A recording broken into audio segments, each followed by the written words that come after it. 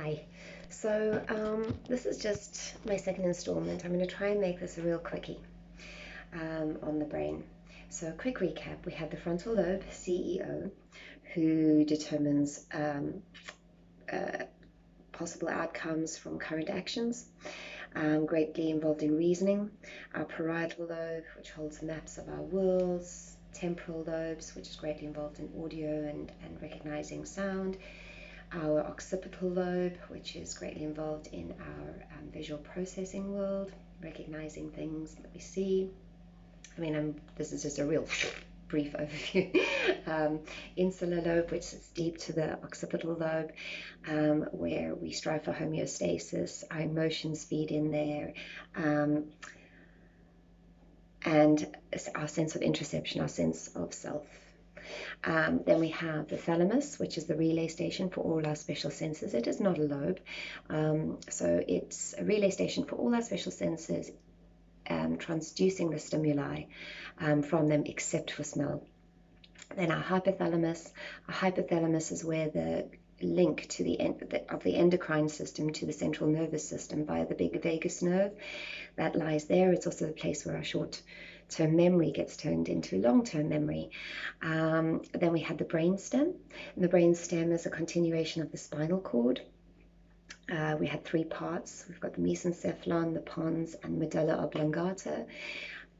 That whole brainstem largely involved in our life maintenance systems. 10 of our 12 cranial nerves land there, sort of giving us a sense of taste, touch, sense, smell, balance.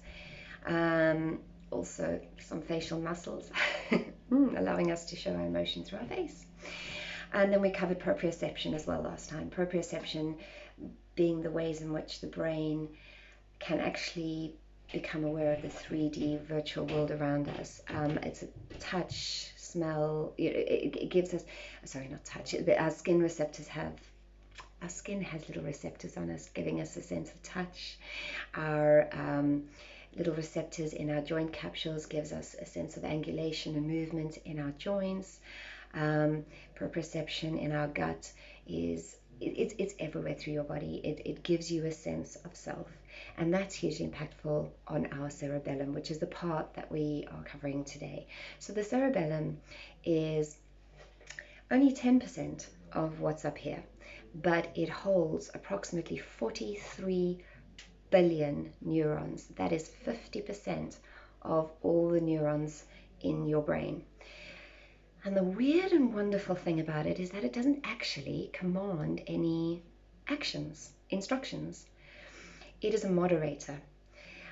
So basically, it moderates rate, rhythm, force, and accuracy of all motor output. All motor output. So rate, rhythm, force, and accuracy, cerebellum. Okay. Frontal lobe will give an instruction. Copy of that instruction will go to the cerebellum. Copy will go to wherever the instruction needs to occur. The cerebellum will then get feedback from that body part saying what actually happened, and it'll compare the instruction to what actually occurred.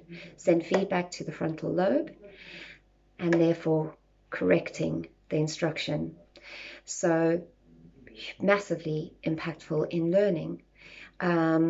It is a moderator of our muscle movements, organs, endocrine system, glands, thoughts, and emotions. It moderates the smoothness of our thoughts and emotions. So even though we're 50% genetically similar in our nervous system, we are all slightly differently wired, and driving the cerebellum is going to impact on our nervous system. The cerebellum is, we've spoken about the tones, sympathetic, parasympathetic. Our cerebellum is parasympathetic by nature. So if you drive the cerebellum, it's going to make us a little bit calmer, make us a little bit more balanced. So the cerebellum is, what haven't I told you? It's Latin for little brain. And it's like the PA. If the CEO, if the frontal lobe is our CEO, then the cerebellum is our PA, and it's the quiet powerhouse behind everything that drives success.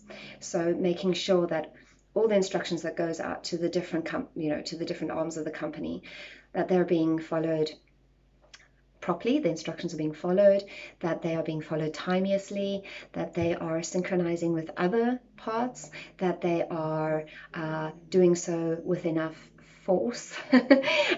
It is the bit that coordinates everything to work smoothly together as a unit.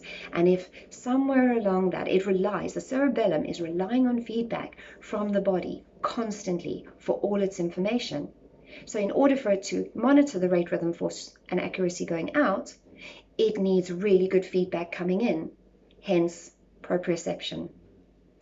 So my little physical challenge, little tip for you today, if you want to test how your cerebellum is working, because so much of our proprioception comes from our joint capsules, we'll take the shoulder as a really good feedback marker.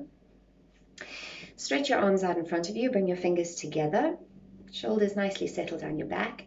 Keep those fingers together, keep the arms extended, and you're going to be rotating from the shoulder joint, palms up, palms down, as quickly as you can, and close your eyes. Well, you can just see my cerebellum on my left side is just not functioning very well at all.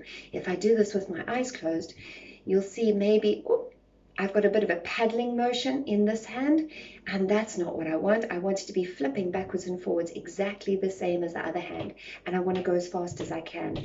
That was a really poor test. That was a failed test for me. This side was really struggling. Have a go. Get somebody in the house to watch you if your eyes are closed, and see how the cerebellum is functioning on either side. We may need to drive the cerebellum on that side and wake it up a little bit. That'll be our next installment. I hope you guys are enjoying this. Any questions? I really flew through that. There's so much more to say. So any questions you might have or anything you want me to go into depth more on, just give me a message. Cheers.